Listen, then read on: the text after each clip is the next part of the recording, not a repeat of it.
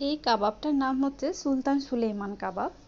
এটা নাকি ওনার অনেক বেশি পছন্দ ছিল। সুলতান সুলেইমান সিরিজটা হয়তো অনেকের পছন্দ না, কিন্তু এই কাবাবটা যে কারো পছন্দ হবে। কিভাবে বানিয়েছিলাম পুরোটাই শেয়ার করব আজকের ব্লগে। চলুন শুরু করি। এখানে নিয়ে নিয়েছি 100 গ্রাম গরু মাংস। এটাকে ছোট ছোট পিস করে কেটে নিয়েছি, এই যে ভিডিওর মতো। আপনি চাইলে গরু মাংসের কিমা দিয়েও এটা করতে পারেন।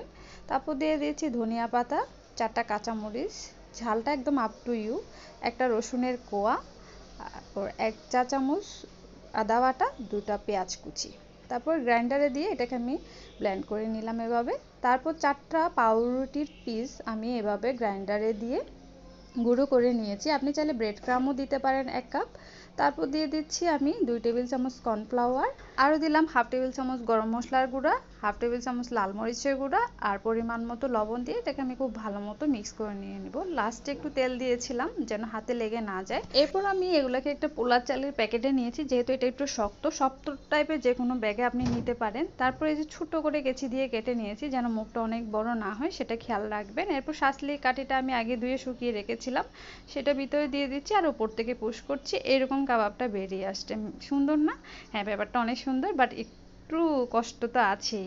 একদিক দিয়ে কাঠিটা ঢুকিয়ে দিয়ে উপর দিক থেকে প্রেসার দিয়ে একা করাটা টাফ। তো আমার হাজব্যান্ড আমাকে অনেক হেল্প করেছে এই কাজ করতে। আমার প্রায় 8-9টার মতো কাবাব হয়েছিল। তারপর এগুলোকে আমি এই যে 5 মিনিট বলক ওটা গরম পানিতে সিদ্ধ করে নিচ্ছি। এরপর এগুলাকে উঠিয়ে নিয়ে বরফ পানিতে দিয়ে দিব 2-3 মিনিটের জন্য, যেন এটা শক্ত হয়ে যায়। তারপর একটা টিস্যুতে উঠিয়ে নিলাম পানিটা ঝরে যাওয়ার জন্য। এরপর আমি একটা তাওয়াতে তেল গরম করে কাবাবগুলো দিয়ে দিচ্ছি। এক পাশ ভাজতে আমার 3-4 মিনিটের মতো লেগেছে, টোটাল ভাজতে 8 মিনিটের মতো। এই যে হয়ে গেল কাবাবটা। এটা পরোটা বা নানের সাথে অনেক ভালো লাগবে, বাট ওই দিন আমরা সসের সাথে খেয়েছি, তাও খুব ভালো লেগেছে। আমার হাজব্যান্ড খুব পছন্দ করেছে। বাসায় আপনারা বানিয়ে নিতে পারেন ইজিলি। আমার ভিডিও ফলো করে ভালো লাগলে শেয়ার করবেন। আল্লাহ হাফেজ।